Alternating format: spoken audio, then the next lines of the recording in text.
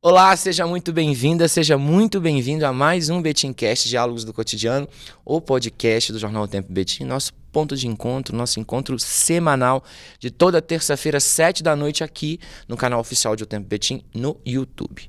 Hoje nosso bate-papo é com uma liderança espiritual muito popular, um camarada que já chegou em Betim na adolescência e depois retornou à cidade aí já como padre da paróquia São Francisco de Assis. Ele é conhecido pelo envolvimento com a comunidade, pelo incentivo à prática esportiva e por também estar ali praticando, né, ou correndo, ou andando de bicicleta, mas super envolvido com a comunidade. E vai falar um pouquinho sobre essa experiência, sobre a experiência na cidade e também pela passagem por Brumadinho, onde ele também atuou no começo, né, do seu sacerdócio. Então eu tenho o prazer de receber Padre René Lopes, seja muito bem-vindo, é um prazer ter você aqui com a gente. Muito obrigado pelo convite, poder estar aqui, é uma alegria muito grande poder partilhar a vida, experiência, histórias, estamos aqui. E tem muita história, né? Bastante, não é pouca não. É isso que a gente quer saber. Muita história. Exatamente isso que a gente quer saber. Mas antes de a gente bater um papo, eu tenho que falar de quem? Da nossa caneca, que você já sabe que você baixa o aplicativo de O Tempo na sua loja de aplicativos, Play Store ou Apple Store. Baixa o aplicativo, se cadastra em promoções, coloca todos os seus dados lá, você concorre a todas as promoções do Jornal Tempo. Tem cinema, teatro, restaurante, festa e também a nossa canequinha. Beleza? Se você for o sorteador ou a sorteada amanhã, quarta-feira, o resultado vai estar lá no mesmo lugar onde você se inscreveu. E você pega a sua caneca na quarta-feira, a partir das 9 horas da manhã, na nossa sede na Rua do Rosário, 182, no bairro Angola. Beleza? Coladinho na igreja São Francisco de Assis, são os vizinhos. Belezinha? A do padre já tá com ele, porque você sabe, né? Todo convidado recebe a sua, a dele já vai levar. Quero só ver se ele vai fazer uma história e marcar a gente. E você concorre à sua agora, tá bom? Se inscreve e depois, se for o sorteado ou sorteada, marca a gente, tá bom? Um abraço. Vamos bater papo? Vamos lá. Então tá bom. Primeiro eu quero saber o seguinte. Eu sei que você é eu já até adiantei, né? Você é de Conselheiro Lafayette. E como foi a chegada em Betim? Como que foi, né, se adaptar na cidade? Quantos anos você tinha? Onde você foi morar? Conta esse princípio na cidade. Eu sou uma pessoa de múltipla cidadania.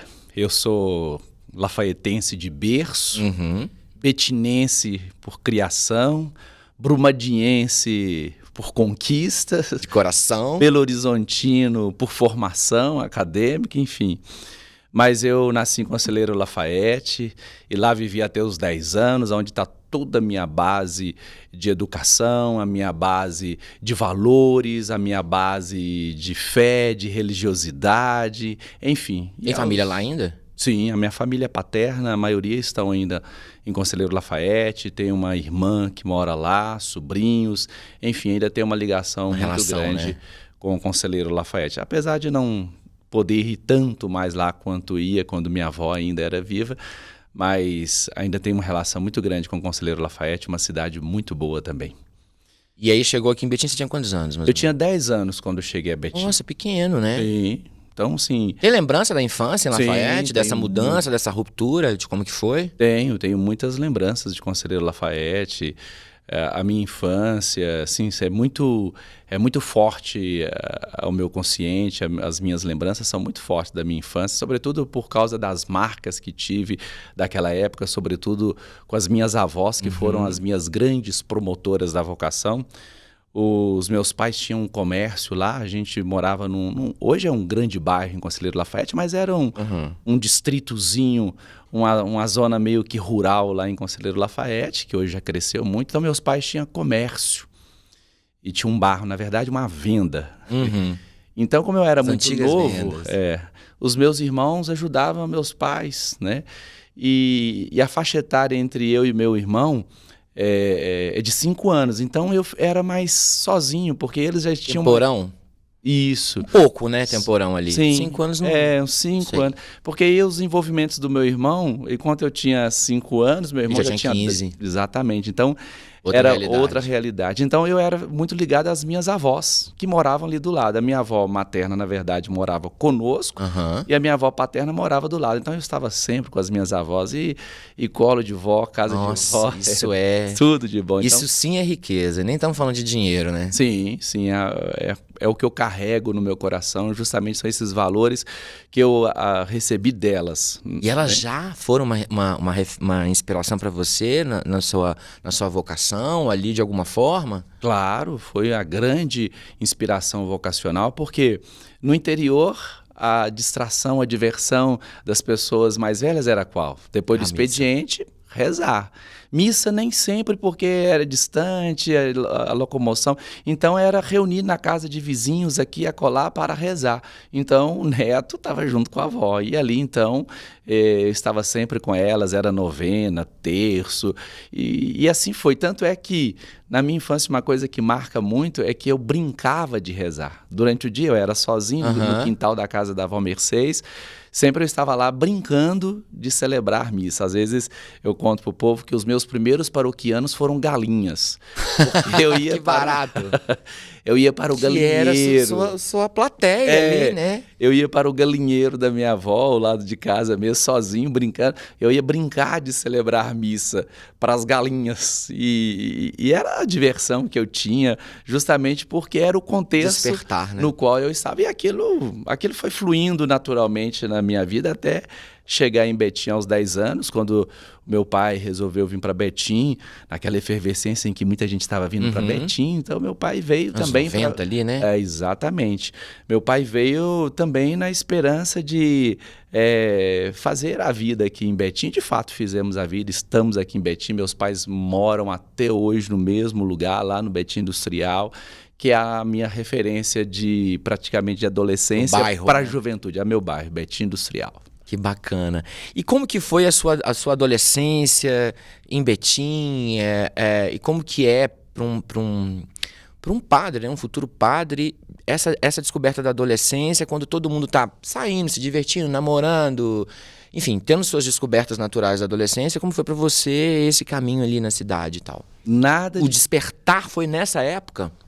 Nada de diferente de um adolescente como qualquer outro. Fiz o que tinha de fazer, aprontei o que tinha de aprontar, estudei, enfim. Mas a relação com a comunidade, quando eu fui viver mais uma comunidade religiosa, aí já foi no Betim Industrial. Porque aí eu morava bem próximo à comunidade de Santo Antônio, no Betim Industrial, pertencente à paróquia São João Bosco do Alterosa.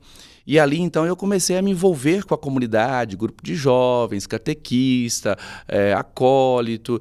Então, eu vivia o que é próprio de um adolescente, de um jovem, mas Igreja Católica, mais inserido também no contexto religioso. Então, assim, eu fiz tudo o que um adolescente tinha de fazer. Não vamos entrar no mérito das histórias, que essa história a gente pula. Deixa para lá, né? Deixamos para depois. Mas isso, beleza. Então, como que foi para você definir, assim, beleza, é isso que eu quero? O menino que brincava de ser padre com as galinhas na casa das avós, que viveu uma adolescência na Igreja Católica, e a gente sabe que tem... A gente, no longo da nossa conversa, eu vou falar da minha experiência também nessa fase, assim. E como que é essa relação na Igreja Católica, vivendo ali com seus amigos, com seus pares, aí dentro dos preceitos, dentro daquilo que a religião, né, preconiza, enfim, direciona. E aí, mas ainda assim, como todo jovem, segue, vai viver outras profissões, ou outras carreiras, enfim, viver outros sonhos. Como que foi para você definir, bom, beleza, o meu sonho é esse, o meu propósito é esse, meu dom é esse, eu vou seguir esse chamado? E quando que foi isso? Então, logo no início, eu conheci uma pessoa que é, para mim, uma grande referência vocacional, já estabilizada como sacerdócio, que é o Padre Francisco, que era o pároco da paróquia São João Bosco, né, do Alterosa. Um homem muito simples, mas um homem muito acolhedor. E foi ele que percebeu, né, que eu tinha, de fato, essa tendência e tal. E aí, então, ele me encaminhou para a pastoral vocacional da Arquidiocese de Belo Horizonte. Então, já com os 12 anos, eu já comecei a participar da pastoral vocacional na Arquidiocese de Belo Horizonte. A gente reunia uma vez por mês. Os encontros aconteciam em locais esporádicos em Belo Horizonte, no bairro Dom Bosco em Belo Horizonte, no Coração Eucarístico, enfim.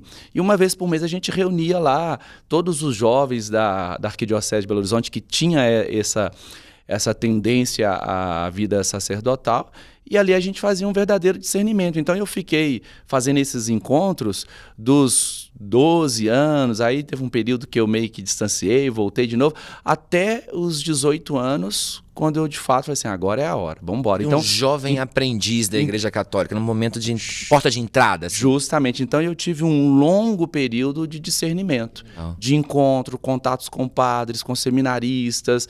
Então eu estava bem inserido no contexto do que é ser uma vida religiosa como sacerdote. Então isso contribuiu muito para a hora da minha decisão de ingressar no seminário. E isso também não impediu que eu fosse quem eu era. Então eu vivia a minha juventude e ao mesmo tempo fazendo esse discernimento. Trabalhei bastante, tive envolvimentos, namorou e aprontei. Eu era um pouco meio galinha. Padre do céu. Mas foi Quem nunca, né, Brasil? Vamos ser sinceros. Mas beleza, e esse chamado, quando você decidiu entrar no seminário, você tinha quantos anos? Uns 18 anos? Quando eu ingressei, de fato, no seminário, em 2002, eu estava com 18 anos, em 2002, em 5 de maio, eu fiz 19 anos no seminário. Você foi ordenado em 2010, né? 2010. Aí uns 8 anos de estudo, 8 anos, assim. 8 anos de formação, né? É 1 ano de propedêutico, 3 anos de filosofia, 4 anos de teologia. É um longo período também que, nesse período de formação acadêmica, também é um período de discernimento. A gente tem esse longo período de discernimento também até o dia da ordenação. Aí o dia da ordenação, você tem que ter, de fato, consciência do que você está abraçando. Aí já não é mais aquele moleque, já não é mais aquele menino. Aí agora é preciso assumir as condições de um homem formado, também, né? As suas consequências, porque toda escolha traz consigo consequências, positivas ou negativas, elas sempre terão as suas consequências. Então, seja para o matrimônio, seja para o sacerdócio, tudo tem as suas consequências. Eu sempre digo isso para as pessoas, mais do que pensar na escolha a ser feita, é pensar o que as escolhas trazem como consequência para a vida, seja no aspecto positivo, seja no aspecto negativo. Se for pensar, foram mais de 10 anos, né? Não, bem mais de 10 anos, se for de 12 Sim. até... vamos colocar aí, é um período muito bom para a pessoa saber realmente, né, que decisão. E é uma escolha, e toda escolha tem uma renúncia, pelo menos uma renúncia, né? Sim. Faz todo sentido. Toda escolha tem várias renúncias, né? A gente precisa tomar consciência dela. Às vezes as pessoas não tomam consciência dela. Como, por exemplo, o matrimônio. Às vezes as pessoas se assustam, eu até brinco, as pessoas se assustam, nossa, mas ser padre e tal. Eu falo assim, nossa, casar? Porque eu acho que a responsabilidade do matrimônio é ainda maior do que a do sacerdócio.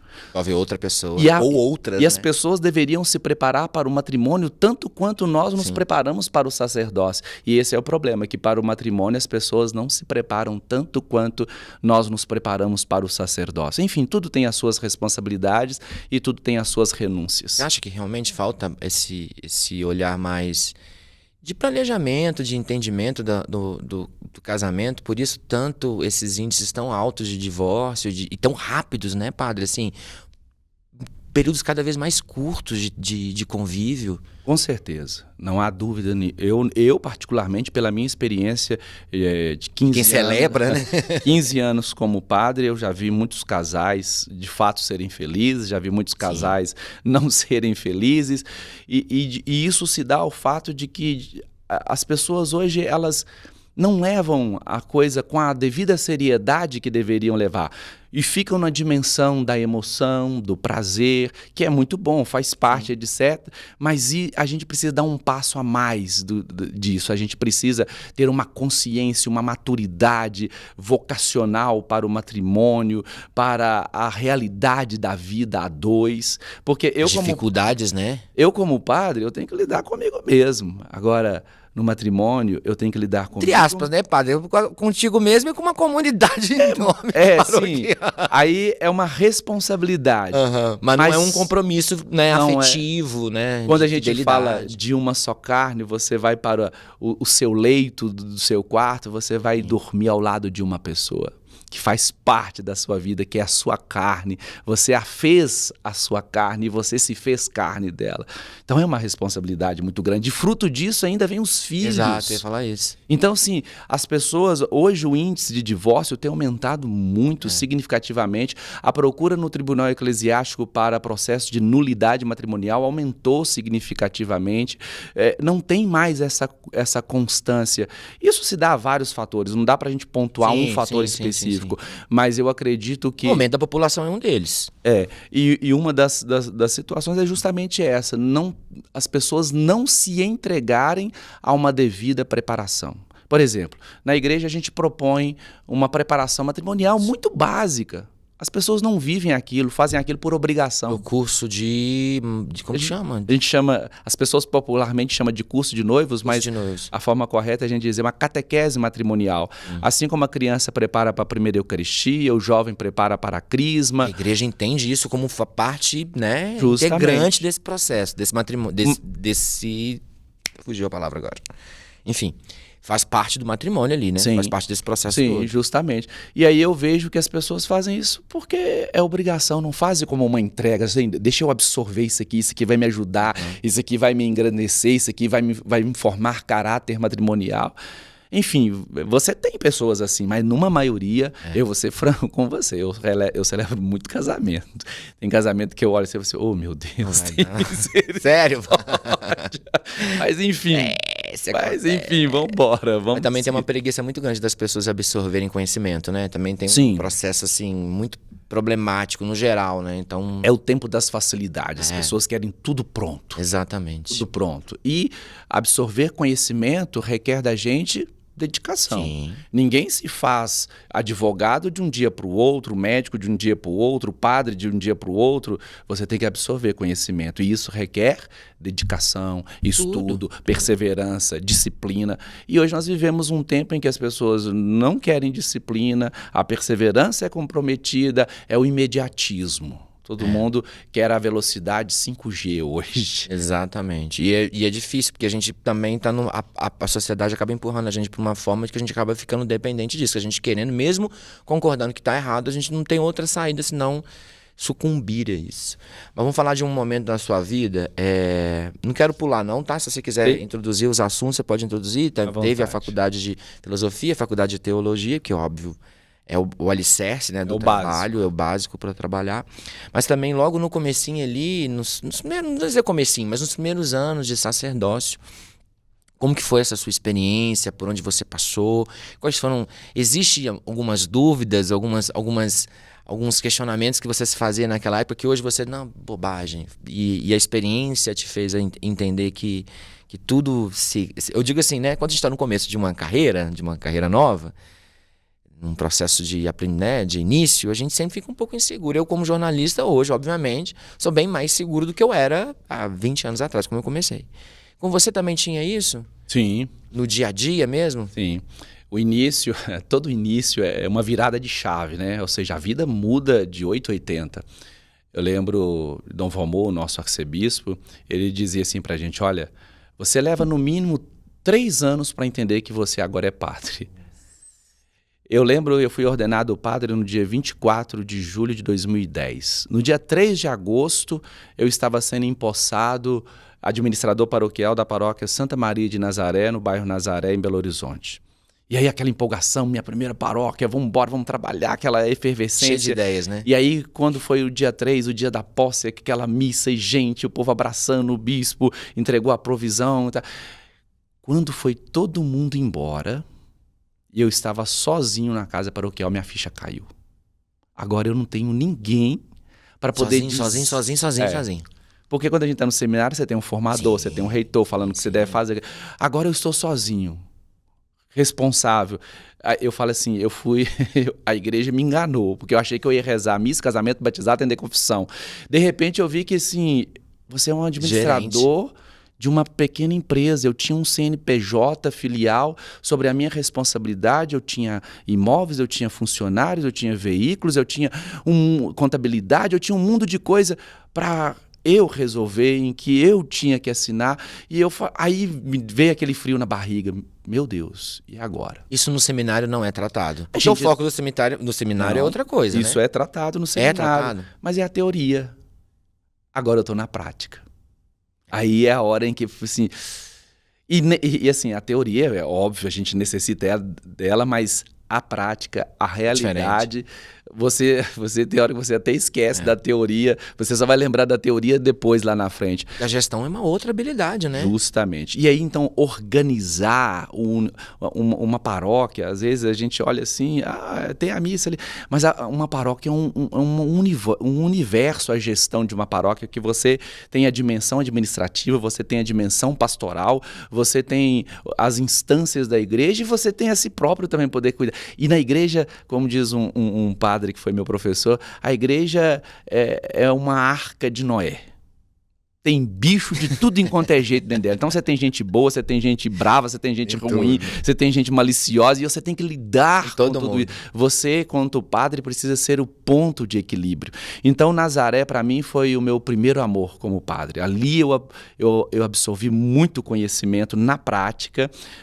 Pena que a passagem lá foi apenas 1 ano e 6 meses. Eu estava muito bem. Quando o arcebispo... Aprendeu a gerenciar... Justamente, estava muito bem. E aí, quando o arcebispo me chamou, era novembro de 2011, ele me chamou e me disse: Padre René, eu preciso de você em Brumadinho. Eu levei um baque, um susto enorme. E aí a primeira coisa que eu fiz em resposta a ele, eu disse: não, o senhor tá doido? Eu ainda falei assim: o senhor tá doido? Não, de forma alguma. Mal sabia o senhor do que estava vindo pela frente, né, padre? Exatamente. E aí, quando eu falei isso com ele, depois eu lembrei, gente, no dia da minha ordenação eu prometi obediência a esse homem, agora eu tô falando com ele. Não. E pode dizer não? Curiosidade. Não, assim, isso vai de bispo para bispo, mas assim, a gente faz um compromisso de obediência a ele e aos sucessores dele. Mas todos os bispos chamam ao diálogo. Depende, né? Tem um diálogo. Dom Valmor é um pai, é muito amistoso ele. Mas eu disse para esse Dom Valmor, eu expressei o meu sentimento. Dom Valmor, eu me sinto um padre novo, quer dizer, eu sou um padre novo, eu não me sinto preparado para poder assumir uma paróquia tão grande. A paróquia Santa Maria... De grande relevância, né? A paróquia Santa Maria de Nazaré, na periferia de Belo Horizonte, era uma paróquia com apenas 5 comunidades, era muito bom, etc. E eu estava sendo transferido para Brumadinho, uma paróquia que na época tinha 32 comunidades, no centro da cidade, uma paróquia com mais de 80 anos de história. E aí o frio na barriga. Referência para uma região inteira. E aí, né? Eu disse para ele, eu não me sinto... Aí ele disse para mim assim: eu preciso de um padre que chegue ao coração daquele povo. E aí foi então onde tudo bem, eu tenho que cumprir. Vamos embora. E aí, quando foi no dia 12 de fevereiro de 2012, eu estava sendo empossado pároco da paróquia São Sebastião de Brumadinho, e ali foi a grande escola da minha vida. Foi ali que eu fiz o mestrado, o doutorado, o PhD da vida, foi ali na paróquia São Sebastião de Brumadinho, onde eu fiquei por 8 anos, com trabalhos intensos, sofrimentos, dores, angústia, mas muitas, muitas, muitas alegrias. Uma referência muito positiva foi a paróquia São Sebastião de Brumadinho. Antes de eu te perguntar, obviamente, sobre, né, o episódio que fez com que Brumadinho se tornasse, infelizmente, uma cidade conhecida mundialmente, que foi aquela tragédia absurda, eu queria que você falasse das coisas boas, né? Antes disso, assim. Como é que foi? Porque Brumadinho é muito querida, né? Se alguém estiver nos assistindo, é uma cidade muito querida, de pessoas muito queridas. Eu também tinha uma relação, já escrevi para um veículo que circulava lá. Então, eu tenho muito carinho pelas pessoas. Né? É um lugar muito gostoso, até de passar final de semana. Sim. É uma delícia. Foi esse aprendizado, esse mestrado? Foi ali que a paixão veio, assim, arrebatadora? Ali eu entendi que, de fato... eu amo o que eu faço. Não que eu não amasse, mas ali eu entendi, não, eu amo isso aqui, eu amo ser padre. Por quê? Quando eu cheguei à paróquia São Sebastião de Brumadinho, sem entrar no mérito dos meus antecessores, obviamente, claro, não é um intuito, mas é uma paróquia que, de fato, pastoralmente não estava muito boa, financeiramente não estava muito boa, e E, de repente, nós começamos devagarinho a consertar as coisas. É a matriz da cidade, a matriz não é? da Então, ou seja, cidade. extremamente importante. É. Aí nós começamos a organizar as coisas, descobrimos uma dívida que nós tínhamos lá, que eu falei assim, meu Deus do céu, como é que eu vou fazer para poder pagar essa dívida e tal? Não, o povo estava meio descrente, meio desanimado com a igreja, muita gente estava frequentando outros segmentos religiosos por uma pseudo falta de opção com a Igreja Católica e etc. Buscando respostas em outros Justamente. lugares. E aí eu falei assim, tem que começar por algum lugar. E aí eu comecei. E aí um dos pontos em que eu fui assim incisivo foi a juventude. Aí eu fui na juventude. E deu muito certo, muito certo. E aí nós começamos. Eu sempre fui muito elétrico. Eu tô sempre no 220.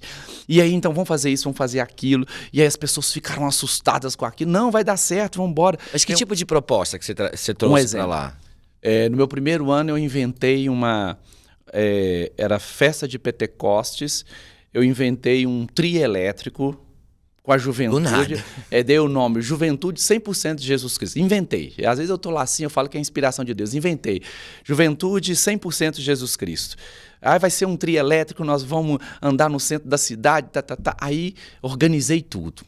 Contratei um trio elétrico, pedi as autorizações da prefeitura, e aí divulguei nas missas, todo mundo ficou encantado com aquilo. E foi muito interessante, porque assim, não tinha muito jovem ainda, né, assim, envolvido. Aí era um sábado, o caminhão trielétrico encostou lá do lado da igreja matriz, e aí todo mundo empolgado, o trem vai acontecer mesmo. E aí depois ia ter uma vigília, nós íamos passar a noite inteira. Aí um jovem, a gente chama, o apelido dele é Netinho, José Salles. O Netinho, que tem uma história muito bonita, um abraço, viu, Netinho, te amo. O Netinho estava do meu lado, ele olhou assim, nossa, que bacana, quem vai cantar aí? Aí eu falei assim, poxa... Eu não arrumei quem vai cantar. Mentira, você pegou o trio, não tinha... Aí eu lembrei que ele era músico, ele é músico profissional, é professor e tal. E aí ele falou comigo assim, quem vai cantar? Eu olhei pra ele assim, não, eu sei que vai cantar, organiza o pessoal aí, dei as costas, eu ri pra dentro de casa. Mas assim, falei-me Nossa Senhora, tomara que dê certo. E esse jovem, o Neto Salles, ele passava por um problema, passava por uma perda muito grande, um luto que não cessava, que foi a mãe dele, que morreu por ocasião de uma festa religiosa, etc. Eu nem sabia da história dele. Só sei que isso fez um bem para ele, fez um bem para mim, e a partir daquele evento, foi um dos primeiros eventos, a partir daquele evento... O trem deu certo. Aí só sei que quando foi no sábado à noite, eu fui rezar a missa, a igreja estava cheia, terminou a missa, fomos pro trio elétrico, estava um mundaréu de gente, descemos para a avenida cantando, e o Netinho arrumou as pessoas para poder tocar, rolou os meninos, rolou e a gente andando. E o povo não muito religioso de Brumadinho, olhava para aqui assim, que isso? É o Padre Novo que tá aí. E daí foi assim, eventos um atrás do outro, inspirado em Betim, o Rebanhão. Eu inventei lá o Rebanhão Temporão. Fizemos um rebanhão temporão no final do ano, fizemos uma noite de Cristo Dance, uma discoteca com músicas religiosas, DJ, fumaça, etc. No outro dia fomos para a quadra poliesportiva, na mesma pegada do rebanhão, por isso que chamou rebanhão temporal. E aí começou. Aí as pessoas começaram a apostar, falaram assim, esse negócio aí é bacana. E aí as pessoas começaram a voltar. As pessoas foram voltando. E eu tenho um dos atendimentos, confissão, não estou aqui expondo ninguém, mas que me marcou muito. Uma pessoa disse assim para mim assim, padre, eu estava indo na igreja X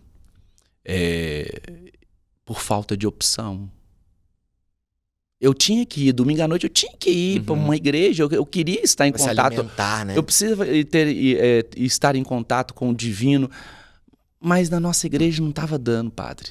Aí eu fui a uma outra igreja X. Eu vi isso, dói, né, padre? De um pastor que eu tenho grande admiração por ele, faz um trabalho lindo lá em Brumadinho. E as pessoas foram a essa igreja por falta de opção. E ela disse, agora, padre, agora dá para voltar.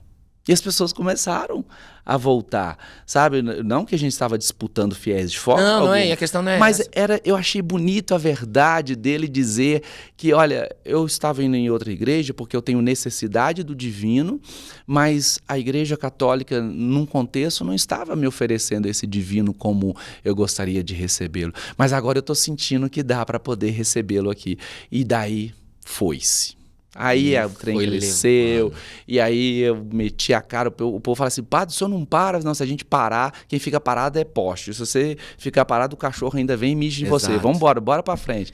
E assim foi, eventos, Semanas Santas, envolvendo jovens, trouxe os jovens para poder preparar a Semana Santa. Então, os jovens se sentiram muito valorizados. E as crianças... Né? Aí outro ponto também que eu sempre trabalhei, as crianças. Eu aprendi com um padre... ele já faleceu, Monsenhor Avelino.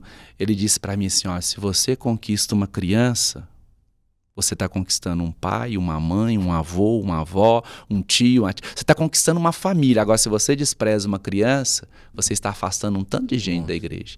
E hoje, na paróquia São Francisco, por aí, o carinho das crianças comigo, eu fico assim, olhando assim, eu fico impressionado. O que eu faço? Não tem problema nenhum da criança, de repente, do nada, no meio da missa, fazer uma...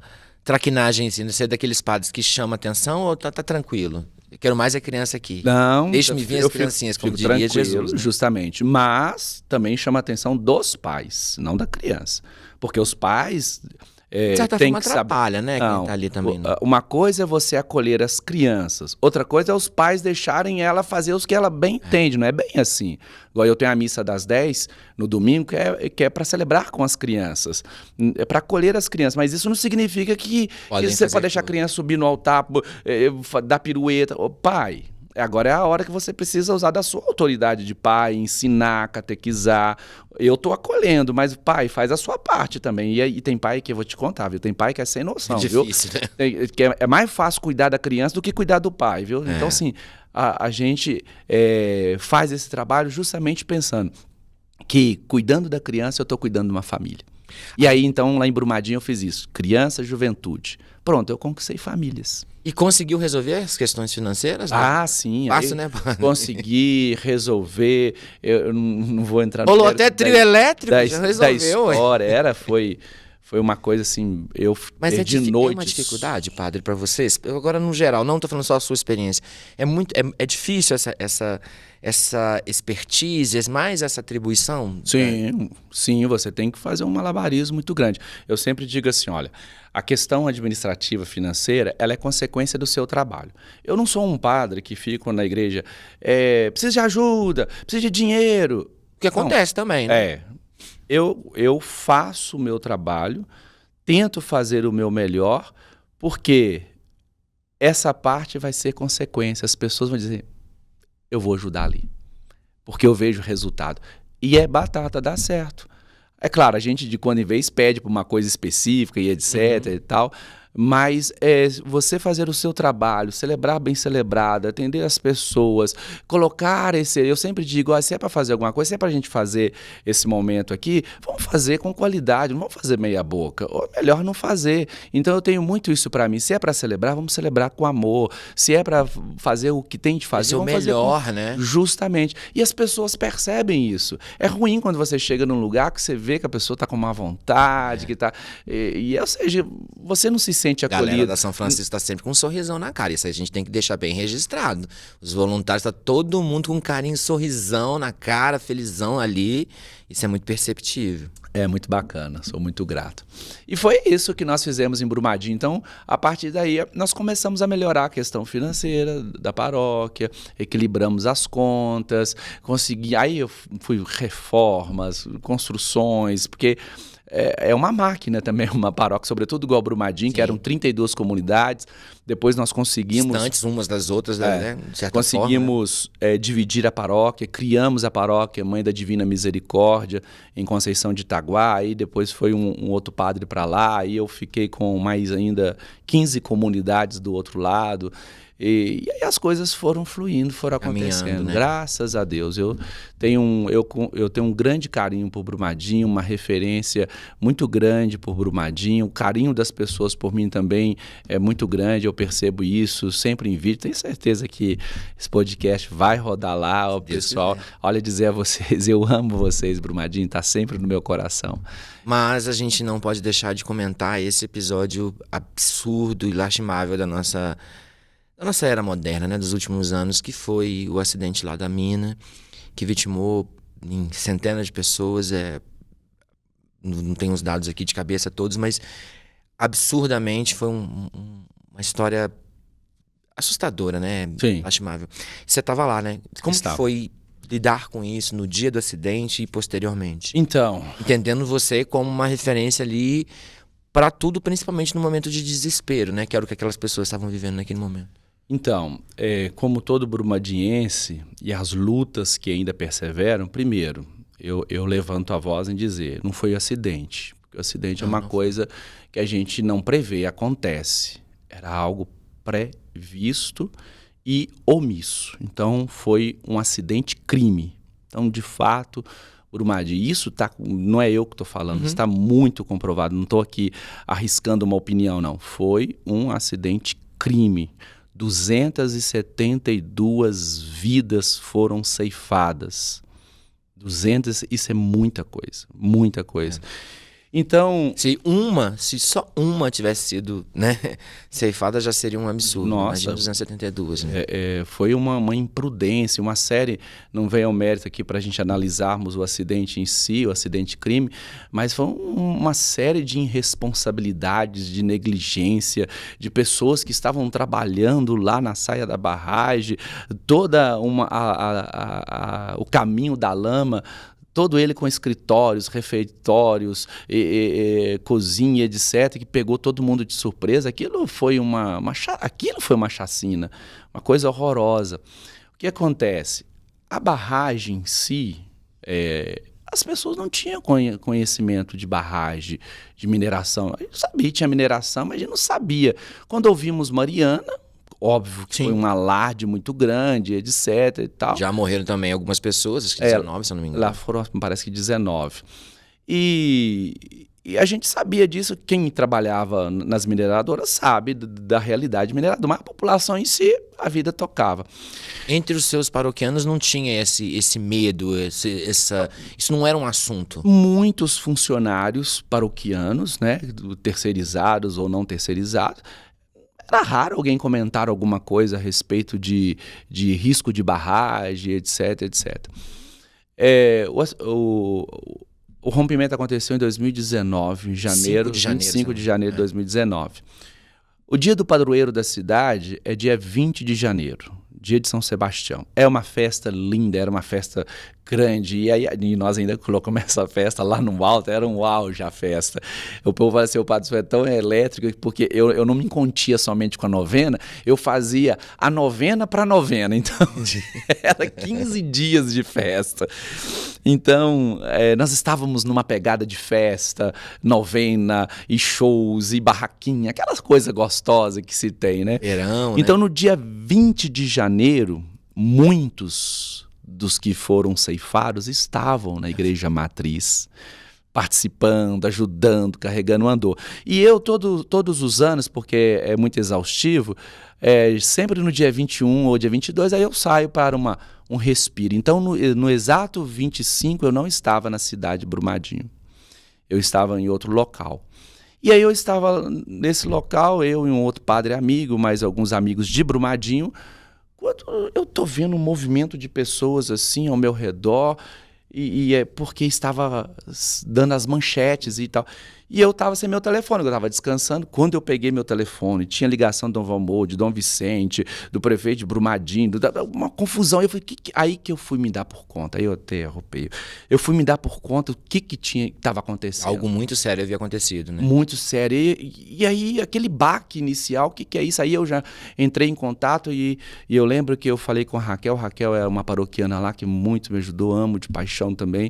Eu disse para Raquel assim imediatamente, Raquel, abre as portas da igreja, Põe o Santíssimo Sacramento, porque é para lá que as pessoas vão correr procurando o alento, o consolo, mesmo sem saber o que está acontecendo. E assim Raquel fez. Foi a minha primeira iniciativa. E imediatamente eu já dei jeito de voltar para Brumadinho. Quando eu cheguei em Brumadinho, foi um clima, uma coisa assim, eu falei assim, o que está acontecendo? E as pessoas, quando me viram, aí foi um baque maior, que quando as pessoas me viram, porque elas me procuraram, os paroquianos, mães que perderam filhos, esposos, esposas, enfim, me abraça, padre, e eu fiquei assim, e agora?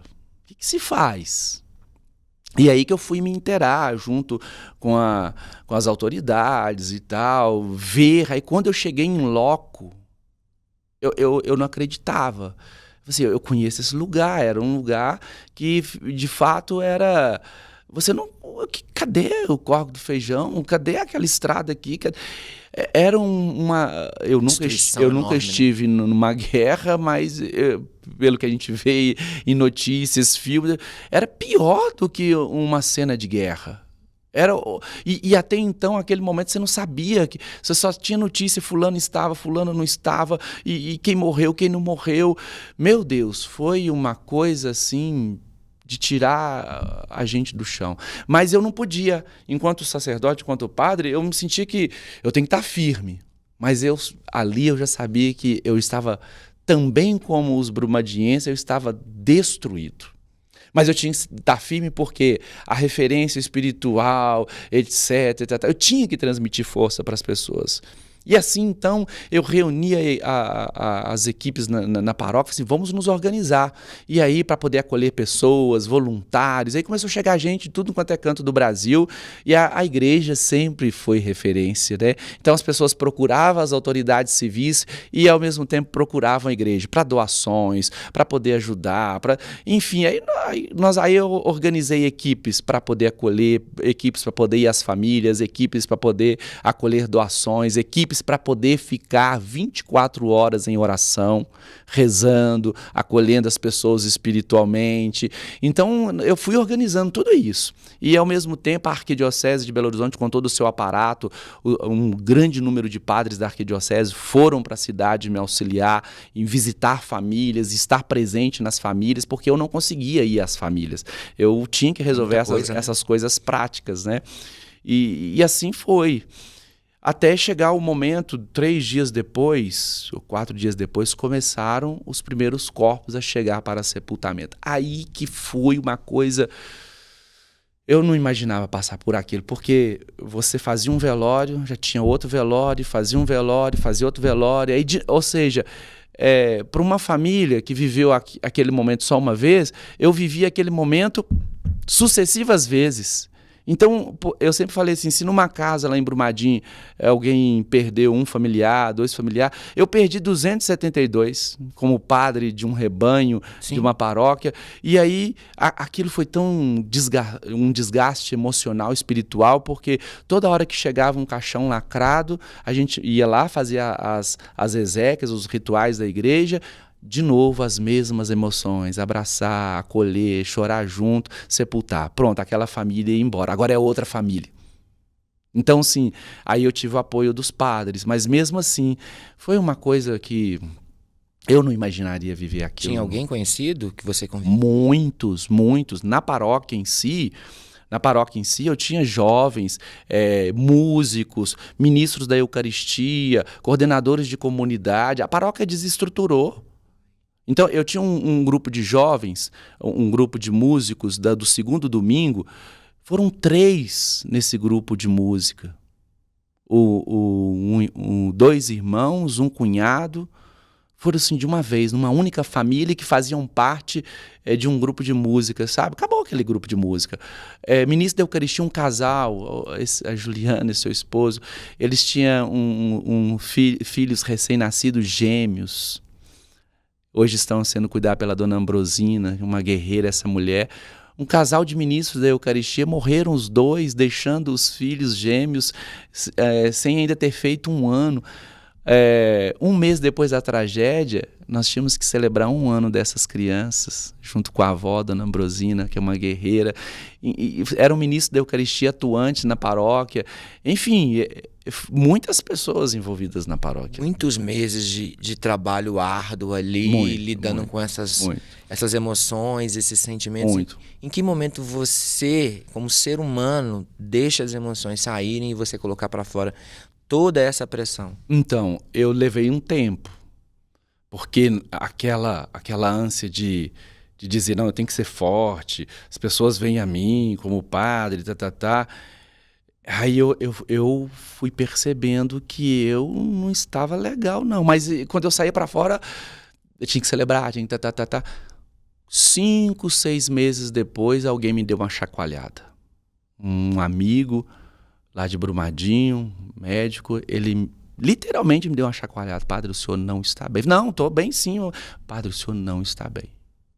Aí foi quando eu assumi que eu estava emocionalmente fragilizado, tanto quanto todos os brumadinhenses. Foi difícil essa aceitação. Demonstrar a minha fraqueza, demonstrar a minha dor, foi um processo muito difícil. Mas quando eu fiz isso, eu tirei um peso das minhas costas. E não há mal nenhum, hoje eu entendo, não há mal nenhum as pessoas verem o humano que eu sou, o homem que eu sou. O padre não é... A carta aos Hebreus, capítulo 5, define muito bem. O sacerdote é um homem tirado do meio dos homens para servir os homens nas coisas de Deus. O padre não é um anjo, não é um ser celestial perfeito, é um homem tirado do meio dos homens para servir os homens nas coisas de Deus. Então, ou seja, não há mal nenhum eu ser o homem, com a sua fragilidade. E aí, então, foi quando eu percebi que eu precisava me cuidar como a população de Brumadinho precisava se cuidar. E você começou a se cuidar de que forma? Aí foi na prática, assim, você chegou a fazer terapia? Sim. Intensificou os treinos? Porque o padre agora, meu filho, ó, respeita o padre da academia, tá? Respeite. Aí o que aconteceu nesse processo? Aí foi procurar o arcebispo. Nessa época eu tinha muitas atribuições ainda na arquidiocese. Eu era pároco em Brumadinho, eu era vigário episcopal para o Vale do Paraopeba, eu era formador do seminário arquidiocesano Coração Eucarístico na etapa do propedêutico. Foi quando eu tive que procurar o arcebispo e dizer para ele, eu estou mal, eu preciso de um alívio. E aí, então, foi quando eu fui deixando essas atribuições na arquidiocese. Aí eu deixei de ser formador do seminário, deixei de ser vigário episcopal, fiquei só com a paróquia São Sebastião. E aí, quando foi no final do ano, Dom Valmor achou por bem que eu desse uma pausa. Aí foi quando eu deixei a paróquia no exato dia 12 de fevereiro de 2020. Portanto, foram 8 anos exatos. 12 de fevereiro de 2012 a 12 de fevereiro de 2020. Foi o pedido que eu fiz a ele. E aí, então, eu saí e fiquei de fevereiro a julho de 2020 afastado para esse momento, né? Esse momento de refrigério, e aí então eu fui fazer alguns acompanhamentos, fui ser acompanhado por terapia, por direção espiritual, e enfim, até eu assumir a paróquia São Francisco, e aí quando eu assumi a paróquia São Francisco é que eu me intensifiquei mais esse cuidado para comigo. É quando eu entendi uma pergunta que se fazia, quem cuida de quem cuida? Então, eu, no início do ministério, essa foi a pergunta que você me fez no início do ministério eu achava que eu tinha que resolver os problemas de todo mundo. Mas quem resolvia os meus problemas? Quem é que me amparava no meu choro, nas minhas noites escuras, nas minhas inquietações? O padre está ali para poder acolher todo mundo no atendimento, a confissão, ouvir as lamúrias. Ninguém procura o padre para poder falar de coisa boa. As pessoas procuram o padre para poder falar das suas dores, e não há mal nenhum. É o meu ofício fazer isso, ser alento para as pessoas. Mas e a minha vez? E a minha vez? E ela chega, né, padre? Justamente porque é onde nós estávamos falando sobre sacerdócio e matrimônio. Eu tenho um mundo de gente ali, mas na hora que acaba a missa, acaba a reunião, eu entro para minha casa e eu Eu e meus cachorros. São lindos, inclusive. Eu e meus cachorros. Então eu tenho o meu cachorro, o Isaac. O Isaac é meu companheirão, tá comigo desde 2012. É ele que ouviu minhas lamúrias, é ele que ficava comigo. Enfim, onde eu vou me abrir? E acho que uma pergunta que talvez nem todo mundo faça, né? De entender que você também tem o seu momento de querer um colo. Mas acho que Deus tinha um propósito tão grande pra tu. Tinha sim. Que ainda te mandou pra Betim, logo depois vem quem? A danada da pandemia. Como foi celebrar missa? O básico, como que foi ser padre durante a pandemia? Olha, eu cheguei na paróquia São Francisco de Assis no dia 29 de julho de 2020. Eu conheci a paróquia São Francisco da pandemia, né? 2 vezes, porque eu cheguei e estava na pandemia. Aquela loucura, a pandemia no auge, as coisas suspensas sim. E etc. Depois veio aquela questão de celebrar com poucas pessoas, um lá, outro cá, celebrar aonde a igreja... Os padres viraram influencers, produtores de conteúdo, fazendo aonde live. Nós descobrimos a força da internet, do YouTube, do Facebook, do Instagram, para a evangelização. Foi um grande instrumento. Sim. É aí que nós nesse ponto de vista, interessante. Né? Nós já tínhamos a PASCOM, que é a Pastoral da Comunicação, mas ela era uma pastoral que ninguém dava muita atenção para ela. Hoje, eu acho que não tem uma paróquia em Belo Horizonte, na Arquidiocese de Belo Horizonte, que não tem a PASCOM, que é a Pastoral da Comunicação, porque é um instrumento importantíssimo. Hoje, a maioria das nossas missas são transmitidas pelo Instagram, e tem pessoas que acompanham. Sim. Então, ali foi um momento assim estranho de celebrar para uma igreja vazia, falando para um celular. Foi uma coisa assim bem impactante, sabe? Teve algumas cenas que mexeram muito comigo. Teve um dia que eu estava celebrando lá na igreja Matriz São Francisco, eu e algumas pessoas para fazer a transmissão. E aí eu estava assim, atrás do altar, no presbitério, olhando para a rua com o portão fechado. A porta estava aberta, mas o portão fechado porque as pessoas não podiam entrar. E eu bati o olho num determinado momento, tinha uma senhora lá no portão, segurando na grade e acompanhando. Era uma senhorinha e eu me vejo, talvez ela ainda não sabe mexer no telefone. Como é que estão essas pessoas, os idosos? Tinha, né? Sabe? E a piedade com que ela estava ali, eu falei assim, meu Deus, o que nós estamos vivendo agora? Que loucura é essa da pandemia? E é onde eu acho que também ali nós crescemos espiritualmente, onde nós... fomos obrigados a voltar para si, né? Para nós. Bem, Raul Seixas já cantava, né? O dia em que a terra parou.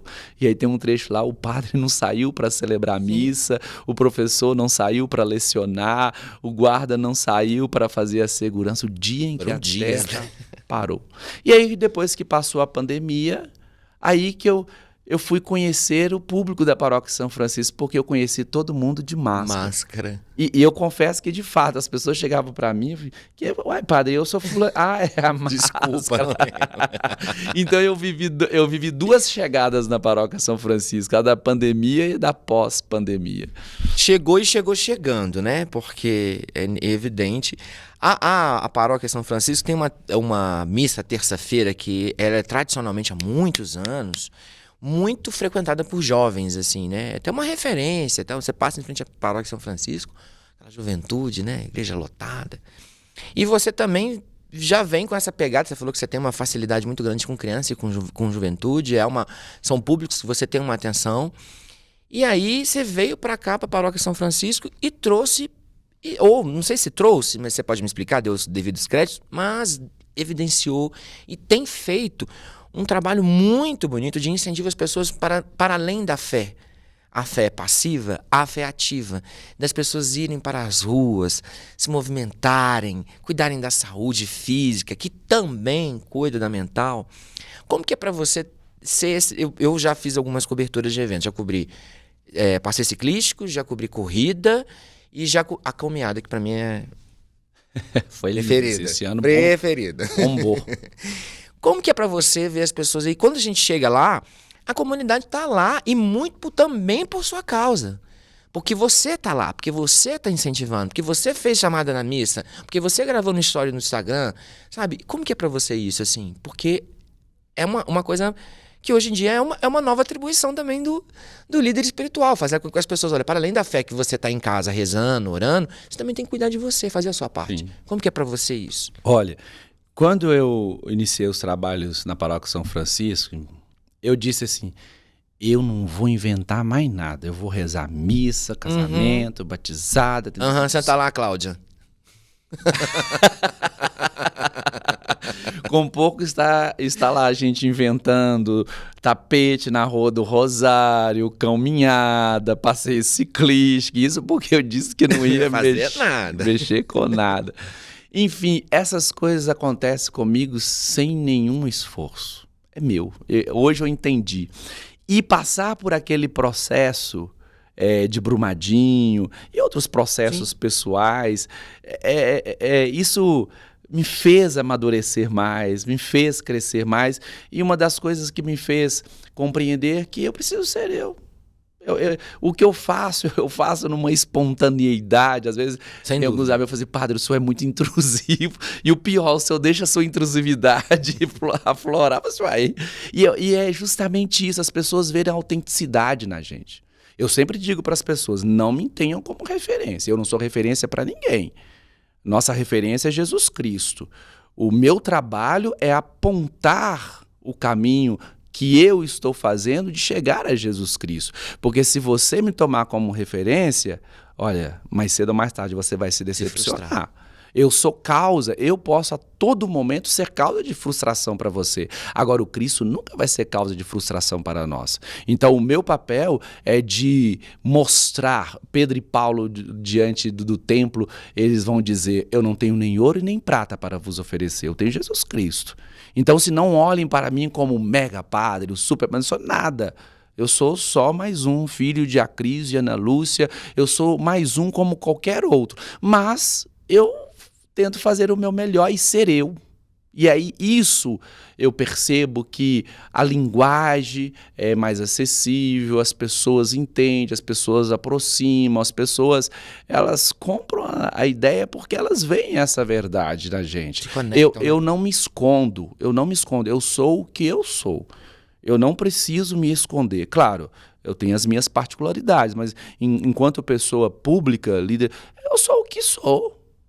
Você interage com as pessoas, você toma uma cervejinha com o pessoal, não é isso? Eu não quero. Tem os seus momentos também de convívio, de troca, de conexão com eles, Eu peço às pessoas, pelo amor de Deus, não me ponha num pedestal, porque às vezes esse é um grande risco que acontece com as lideranças religiosas, tanto católica como não católica, um endeusamento e a pessoa se sente o bambambam do pedestal.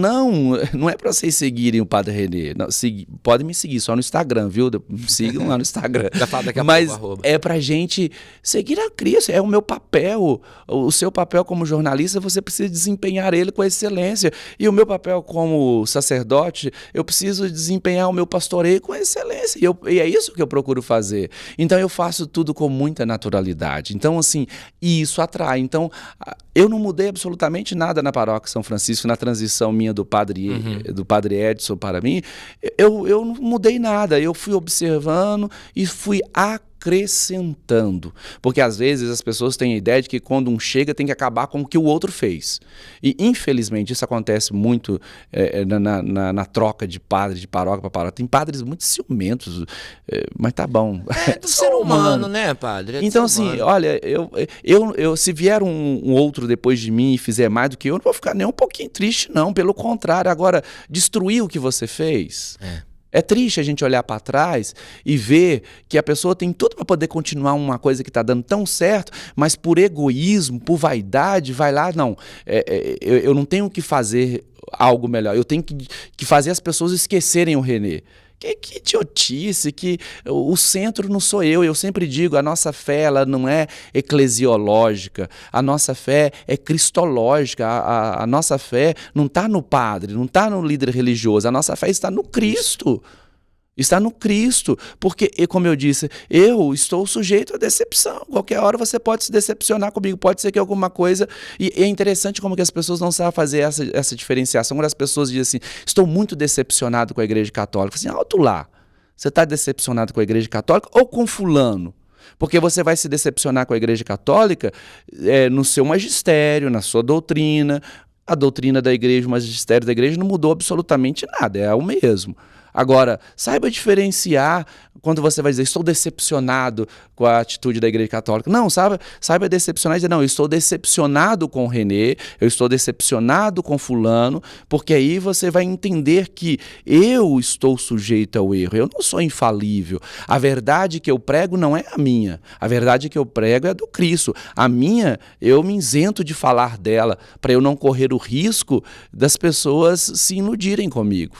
Então, isso faz toda a diferença no trabalho pastoral de uma paróquia e isso agrega valores às pessoas e é por isso que a paróquia São Francisco está do jeito que está. Então, assim, a terça-feira já era uma coisa que existia na paróquia, eu não mudei nada, eu só dei o meu toque. Seu tempero, né? E assim como todas as outras coisas. Hoje assim, a paróquia São Francisco, nós estamos com um grande dilema, um problema que eu não tenho como resolver ele. Eu não tenho espaço. Eu não tenho espaço na paróquia, não tenho espaço para celebrar com um grande público, não tenho espaço interno para encontros, catequese, crisma. Tem dias que tem vários encontros lá na paróquia que as pessoas ficam disputando salas, porque eu não tenho. E isso é o quê? Fruto de quê? Fruto dessa receptividade. Dessa conexão mesmo. Olha, isso é muito legal. Eu vou errar. Não, eu já errei com muitas coisas lá na paróquia, eu vou errar.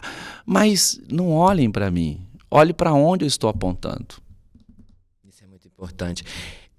A gente, toda conversa boa, tem hora para conversar e tem hora para terminar e a gente precisa encerrar, infelizmente. Mas antes da gente começar as nossas despedidas, eu queria que você comentasse um pouquinho sobre o TLC, o Treinamento de Liderança Cristã, se eu não me engano, e esses outros grupos, outros movimentos que vêm para agregar dentro da paróquia. E depois fazer a outra perguntinha. A igreja, ela é versátil, com muitos grupos, movimentos e pastorais. Então tem lugar para todo mundo.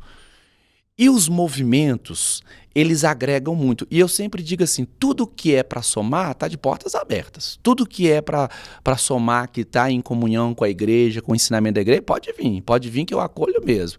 E assim foi o TLC, o EJC, o ECC e agora EAC, vai galera. vir o EAC. E assim, eu sempre digo assim, não dê sugestões se você não vai se oferecer para poder ajudar. Porque as pessoas chegam para mim e falam assim, padre, nós podíamos evangelizar Marte. Eu falo assim, tá autorizado, pode ir. É porque as pessoas dão ideia para os outros fazerem. Né? Isso é muito fácil, eu tenho inúmeras ideias, mas o bonito que tem acontecido é justamente as pessoas trazem ideias novas e executam.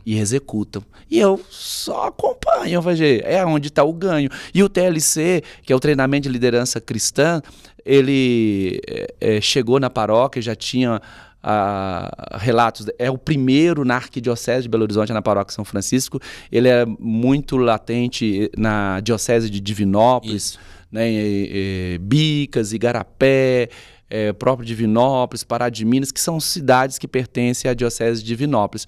E muitos betinenses já estavam fazendo o TLC nesses lugares. Então eles me procuravam, seu padre, vamos trazer o TLC para cá? Assim, show, bora. Vocês vão fazer?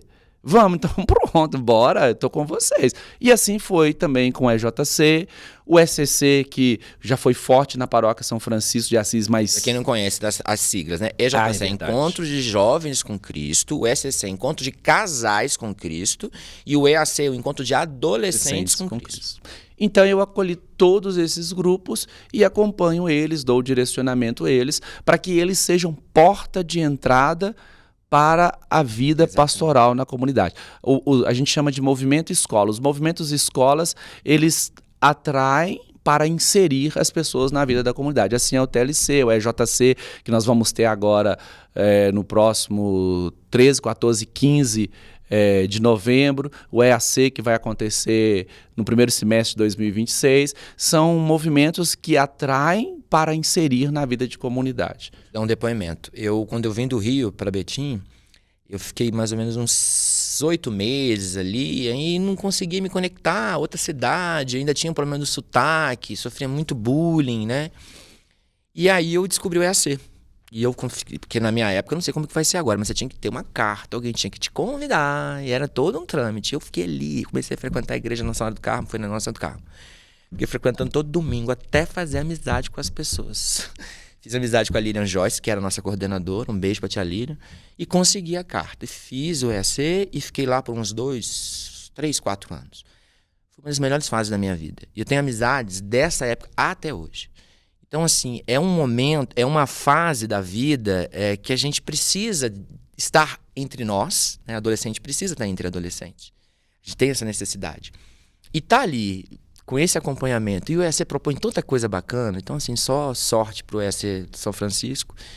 E como que faz para participar? Você procura o padre, tem uns trâmites aí, né? Fazer parte. Tem uns trâmites. Então, assim, não procura o padre não, que é muita coisa.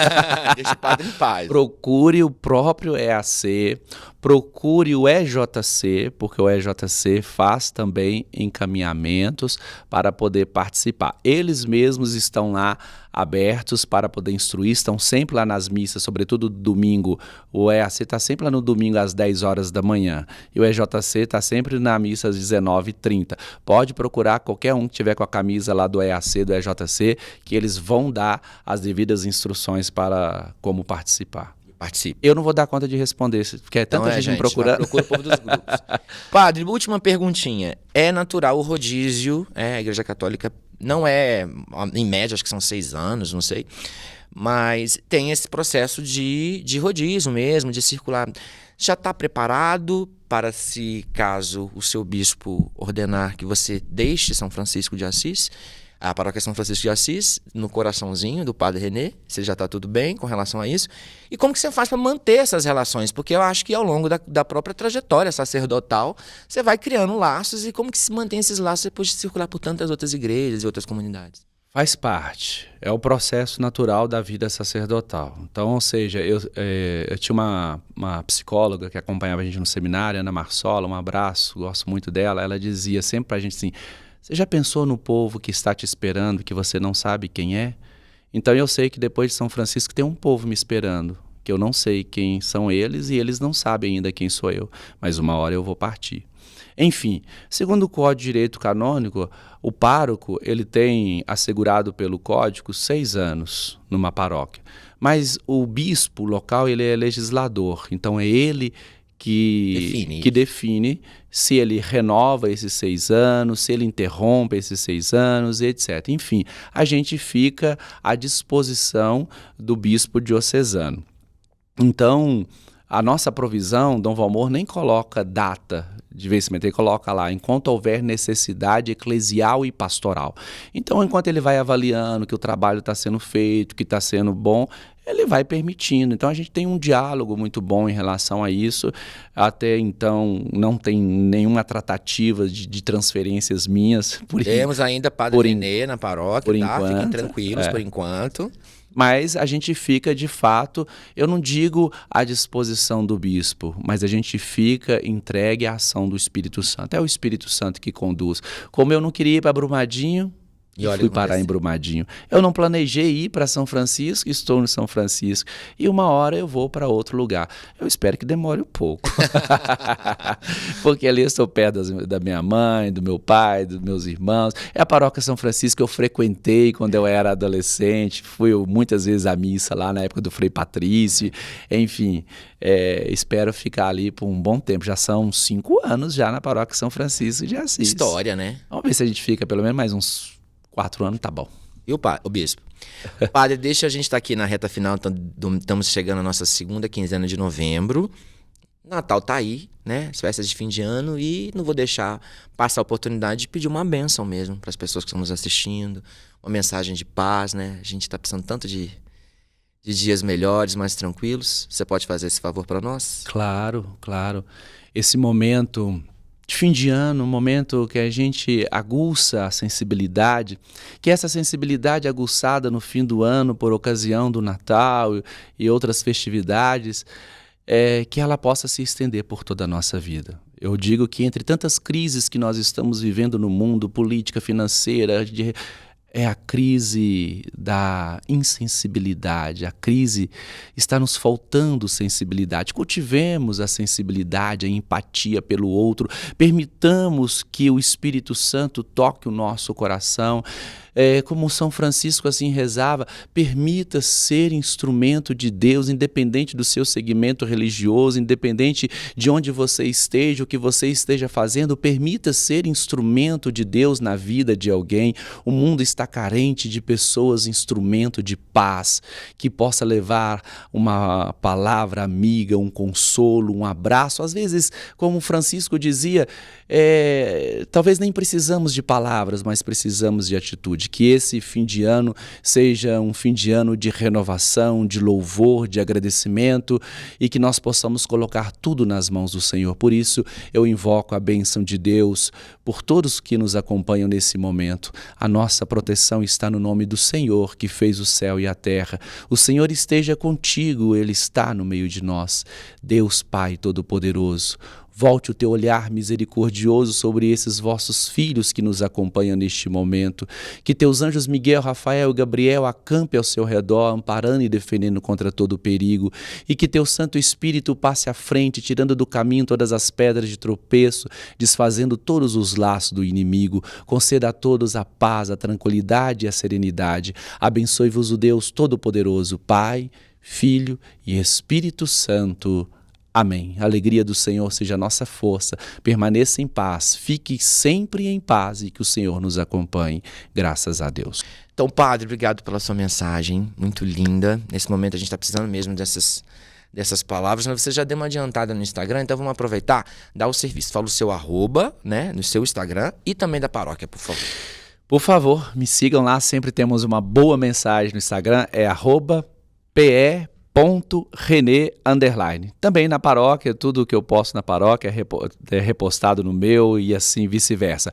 Paróquia São Francisco Betim, @paróquia São Francisco de Betim. Acompanhe lá as nossas redes sociais. Só pesquisar também, se você por acaso não estiver achando, pesquisa que você vai achar fácil, muito fácil. Vamos fazer o nosso brinde para encerrar? Muito obrigado, Padre, mais uma vez, pelo convite, pela sua presença aqui. Sei que tá todo no corre-corre, na correria, mas que bom que você veio e bateu esse papo tão bacana com a gente. Contou um pouquinho da sua história. Te confesso que eu não sabia da sua história lá em Brumadinho, né? Na pesquisa a gente fazia esse episódio.